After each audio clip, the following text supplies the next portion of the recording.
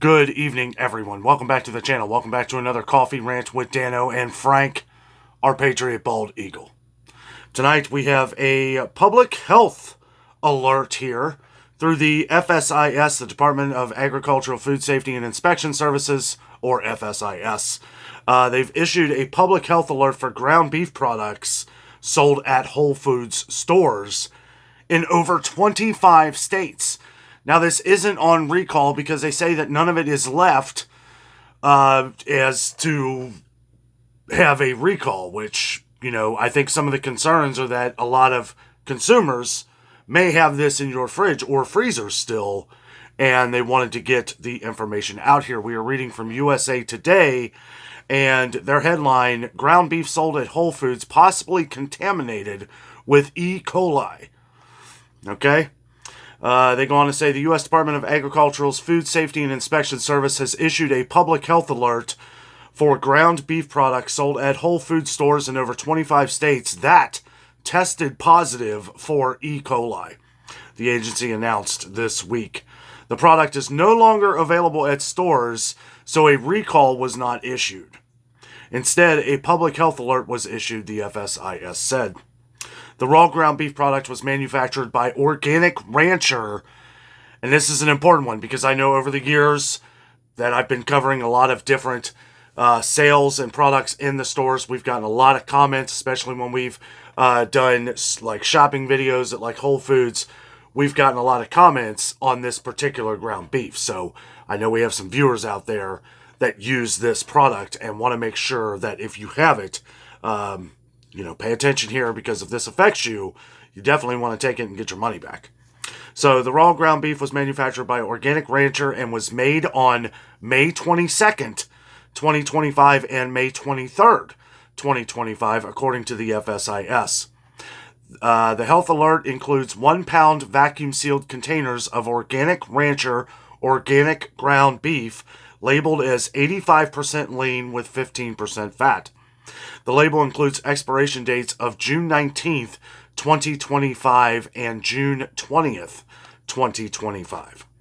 Now, according to the FSIS, the ground beef was shipped to distributor locations in Connecticut, Georgia, Illinois, and Maryland, then sent to Whole Foods Market retail locations nationwide. Okay? The company let the FSIS know that the product tested positive for E. coli, leading to the public health alert.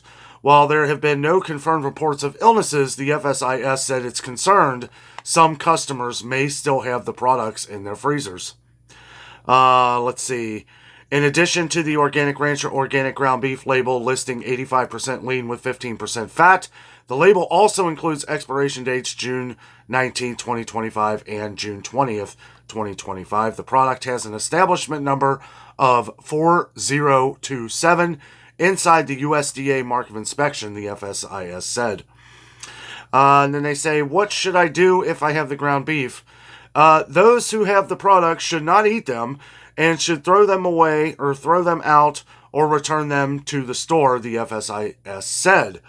And honestly, I would call the store or just get your money back. Bottom line, get your money back. I understand the inconvenience of it all, but the only way these things are ever going to get with so many recalls in the world today, so many recalls for many different things. I mean, I'm seeing recalls pop up left and right. I know a lot of our viewers get little notifications that pop down on your phones or tablets or computers. And it's just happening left and right. I'm still trying to get more information on like the different tomatoes and stuff like that. It seems, we might get into that here in a minute. But according to the FSIS, those who eat meat should make sure the meat has been cooked to a temperature of 160 degrees Fahrenheit. The only way to know that for sure is to make sure that you are using a thermometer. Okay. At that, I would still be very cautious. If it was me personally and I had it, I would take it back. Quote, the only way to confirm that ground beef is cooked to a temperature high enough to kill harmful bacteria is to use a food thermometer that measures internal temperature. End quote, the FSIS said. Okay, now these are the states where they have been sold to Whole Foods where they have been distributed. Wow, 27 states now. It was 25. Okay. See, this is why, I always try to put as much information in as I can, but I always say that hold off for a little while because this information could be updated. If this was just put out there, chances are it could get bigger, and most of the time these do. Okay? The ground beef was sold in Whole Foods stores in 27 states, including Alabama, Connecticut, District of Columbia, Florida, Georgia, Iowa, Illinois, Indiana, Kentucky, Massachusetts, Maryland, Maine, Michigan, Minnesota, Missouri, Mississippi, North Carolina, New Hampshire, New Jersey, New York, Ohio, Pennsylvania, Rhode Island, South Carolina, Tennessee, Virginia, and Wisconsin. They have on here, Organic Rancher responds. Organic Rancher said on its website that the impacted products are no longer for sale.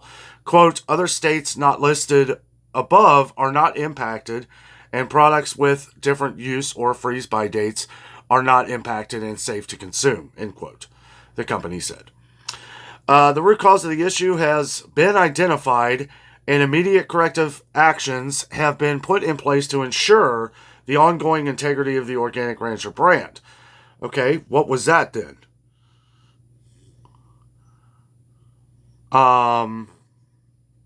What was, you say it's been identified? Well, I mean, I guess it's within those products. I remember reading this before in another article, and they said 25, so obviously it's gone to a couple more states here. Unless the other site I was reading from had their information wrong. That could be too. According to the FSIS, consumers have multiple options if they have questions or concerns. Contact options include the NPC Processing Incorporated at area code 802-660-0496. Consumers with food safety questions or concerns, you can call toll-free the USDA Meat and Poultry Hotline at 888-674-6854. Or via email at mphotline@usda.gov. Consumers who want to report a meat, poultry, or egg product, electronic consumer complaint monitoring system at www.foodcomplaint.fsis.usda.gov/ECCF. Wow, that is a lot. Okay. And then they go on to what issues can E. coli lead to. E. coli is a potentially deadly bacterium that can lead to dehydration, bloody diarrhea, and abdominal cramps for 2 to 8 days or 3 to 4 days on average, the FSIS said. Most people recover from E. coli exposure within a week, while others develop a type of kidney failure. And this is one that you really got to watch out for, because this can come up all of a sudden. I know we've covered things that, people have talked about, our viewers have talked about how some people they've known who have had E. coli before, where they had gotten this that we're about to discuss here, and it kind of comes up abruptly from what I understand. Okay? And as you can tell, if this stuff happens between 3 or 4 days, you just want to make sure that you get to a medical professional or a health provider if these problems start happening. Most people recover from E. coli exposure within a week, while others develop a type of kidney failure called hemolytic uremic syndrome, or HUS. Okay, we've talked about this before. The condition is most common in children who are under 5 years old, as well as older adults. Now, that's something that you do have to kind of, it's when I see things like this is what makes me realize I have to put this out here. Because they say children under 5. Well, it's kind of hard to determine what a child has going on even under 5 years old. You know what I'm saying? Like, even if they're sick, it's kind of hard to narrow it down. That's why you got to see, so if you notice anything, and if you were part of this, or if you guys had eaten some of this, or anything that ever pertains to some different sickness or something going on, you want to seek your health provider as fast as possible. The The condition symptoms include easy bruising, pallor, and decreased urine. So more symptoms on that. Okay, guys, I'll tell you, I'm just this crazy stuff. Okay, we're gonna go into some of this tomato thing here for a second because there's been a lot of you guys commenting on this. And thank you to everyone who was mentioning the Whole Foods recall. But we need to... So this tomato recall was a while back, but apparently the FDA has listed it as like the highest risk now.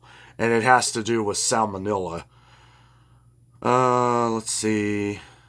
Trying to find the earliest one. Okay, this is the earliest update that I'm seeing here online.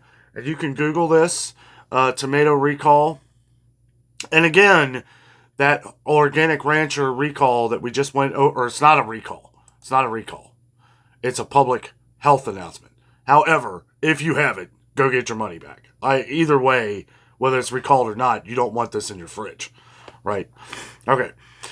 So today.com, today's news website here, this was 7 hours ago. Tomato recall affecting 3 states gets highest risk warning from the FDA. A recent tomato recall over possible contamination of salmonella has received the highest risk level from the U.S. Food and Drug Administration, the agency said. On May 28th, the FDA marked the tomato recall affecting 3 states as Class 1, meaning there is a risk of, quote, serious adverse health consequences or death, end quote. Mind you, this is on their website. The tomato recall initiated by distributor Williams Farms Repack LLC was first announced on May 2nd. We covered it back when this first happened. After the company was notified by its supplier, H&C Farms, that there was a risk the tomatoes had been contaminated with salmonella.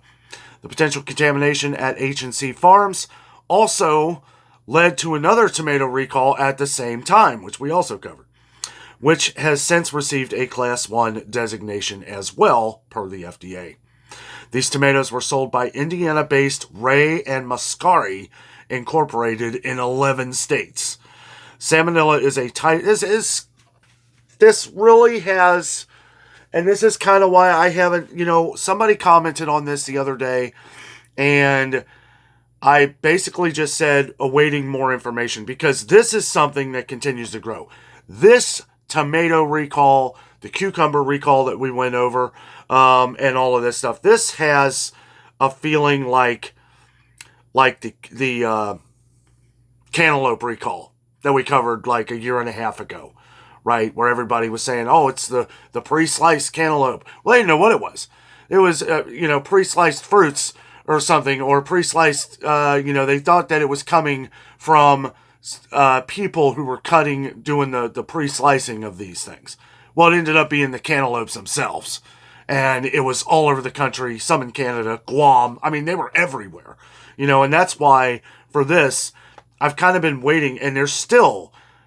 not enough information, but I wanted to put this out here so that you can look it up for yourself, at least put it out here to where you can do a little bit of research yourself to kind of keep up on what is going on with these.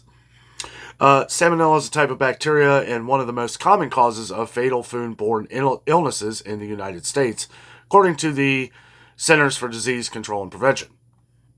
Symptoms of salmonella infection range from non-existent in some, because a lot of people don't even know they got it, right? In some people to diarrhea, fever, stomach pain, or serious complications. Most people will recover without treatment, but high-risk groups such as kids under 5 and the elderly may experience more severe illness.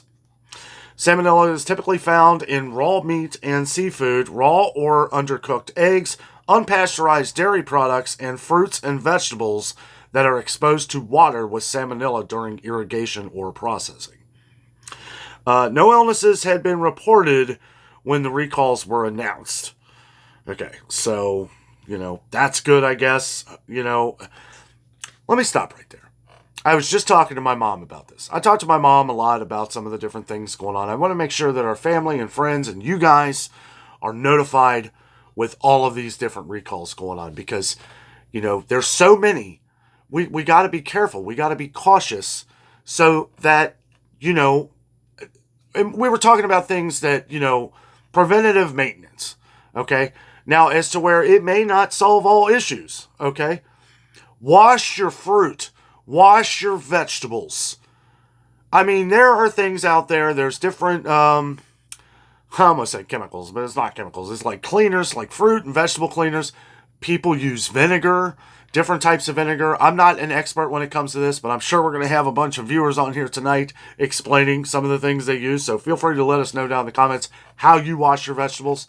I'll be honest with you, I take the vegetables, if they're like berries or something, I let them soak in like a colander, and I kind of do this, and then I let the water run through them after they've soaked for a little while. You'd be surprised what strawberries look like after doing that. That water gets black. I mean, you will thank yourself that you washed them. And either way, we need to make sure that we're washing all of our fruits and vegetables. And I know, and I'll tell you this, I wash everything. I know me and Jessica have done cooking videos where, I'll be cooking chicken or beef or something like that, and then people will see me washing the chicken. They're like, oh, no, you don't have to do that. Just throw it in the crock pot. You're good. I don't care. I wash it anyway.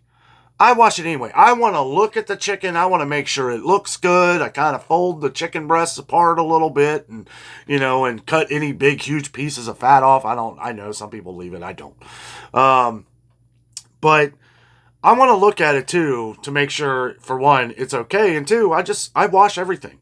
That's just me though. That's just me. But wash your fruits and vegetables. Always wash them. Sometimes I'll grab an apple or something, out of the store. It's like, people say, well, you shouldn't touch food and stuff like that. I wash my hands more than a surgeon. I do. My hands are always clean. Dano's hands are always clean. And then when you touch stuff, you got to be aware of that. Wash your hands. And you got to think. There's people sneezing and coughing and hacking inside all of these grocery stores. That is a lot less or a lot more dangerous than me going around picking up an apple and realizing, well, I don't want it, or it looks bad. I'm not going to throw it in the trash, so just remember, think of these things when you're going and getting your vegetables and fruits. And it's like, well, I'm not worried about Dano here because his hands are clean. I'm worried about everybody else who's probably, got a cold or something that is sneezing and coughing all over this stuff. So do yourself a favor. Think of that, right? Because that's how I think. And wash your fruits and vegetables when you get home. Not just, don't put them in the fridge and then wash them when you're ready to eat. Wash them before you put them in the crisper or something like that. And then sometimes I'll even wash it again, like if it's been in there for a while, But anyway, I just wanted to say that for a minute. Let's take a little sip of coffee here. Oh yeah, good stuff. Okay, which tomatoes were recalled? Now, we went over this, but I'm going to go over it again because it's been like a month. The Williams Farms Repack LLC recall affects 9 package sizes of tomatoes sold to wholesalers and distributors in Georgia, North Carolina, and South Carolina between April 23rd and April 28th. That's how long this has been. Okay, 4x5 2-layer Williams Farms Repack label, lot code R4467. 60 count 2-layer Williams Farms Repack label, lot code R4467. 3 count trays Williams Farms Repack label, lot code R4467. 5x6 25-pound H&C Farms label, lot code R4467. 6x6 25-pound H&C Farms label, lot codes R4467 and R4470. Combo 25-pound lot code R4467. 4x4 2-layer lot code R4467. 60 count 18-pound loose lot codes R4467 and R4470. Pay attention to those lot codes. Most of them are the same, and then on some of these big, bulky, they have that extra one in there. extra large 18-pound loose, lot code R4467. The FDA shared the following photos of some of the labels included in the Williams Farms Repack LLC recall, and then you can check online to see. You can easily see on the packaging of like the 3 tomatoes, Williams Farms Repack LLC, and then it's got and then H&C Farms, which has got the tomato with the sun over it, you know. Okay. And the Williams Farms Repack LLC, which is in like the big boxes. So chances are you'll see those big boxes in the store for like loose tomatoes or something. I've seen these boxes before. So, but the thing is that they're all taken down. They're all being taken down. So take that for what you will. But again, this is something where I have been constantly waiting more information, because I feel like there's still not enough information on this. The contamination at H&C Farms also led Ray and Mascari Incorporated, an Indiana-based tomato supplier, to issue a recall, which also received a Class 1 designation on May 13th. The affected products are packs of 4 tomatoes sold in plastic clamshell containers with the label, quote, vine-ripe tomatoes, end quote, that also reads, quote, packed by Ray and Mascari Incorporated, end quote. They were sold at Gordon Food Service stores in 11 states. And it's got the vine ripe and it's got the tomato with the sunglasses on it. My computer's still kind of on the... I don't know if I'm going to be able to transfer to show those pictures, but you can just look it up. This is on today's website, today.com. And you could literally just Google tomato recall, and there are hundreds, if not thousands, of different stories from... There's lots of news, maybe not thousands, but news stories all over the country on this. So it's very easy to find some of this information. The Masterclass, a cardboard box containing 12 of these clamshell packs, has either lot number RM250424, 15250B as in boy, or lot number RM250427, 15250B as in boy, according to the FDA. What to do if they're recalled, get your money back, different phone numbers here. I know this video is getting pretty long, guys. I just kind of wanted to talk about, and then they go on about salmonella and all that. So you can keep up on this directly through the FDA website. That is what I do. I go right for the numbers anymore. And then when we, like if it's an update, I look for the latest date, the latest, update possible. But today, the today.com, I feel like it's all the same information that's been on other websites, a couple days ago. But guys, I'll tell you, these recalls just keep coming, and I know that there's probably more. As we're talking about this, I will continue to keep you updated on everything we find, and hopefully we don't find much, because it is just one after the other, from undeclared allergens to foreign objects to salmonella, E. coli, listeria. We've covered it all within 2025 already. I mean, that's pretty crazy, isn't it? That we pretty much covered every one of those have been on the list since the beginning of 2025. It's crazy to think. It really is. It's like, things need to be done. Labs need to be reorganized, refixed. And, at least, we're finding them. And it does seem like a lot of people are on top of it these days, right? So, that is a good thing. But we need to be a little quicker before they get out there. And it's like, hearing that, okay, we can't even have a recall because they're all gone. Well, that kind of tells me that, a lot of these Organic Rancher meat packs might be in your freezer. And that is exactly why I do these recall updates when we find them. Guys, thank you so much for watching. Have a great night.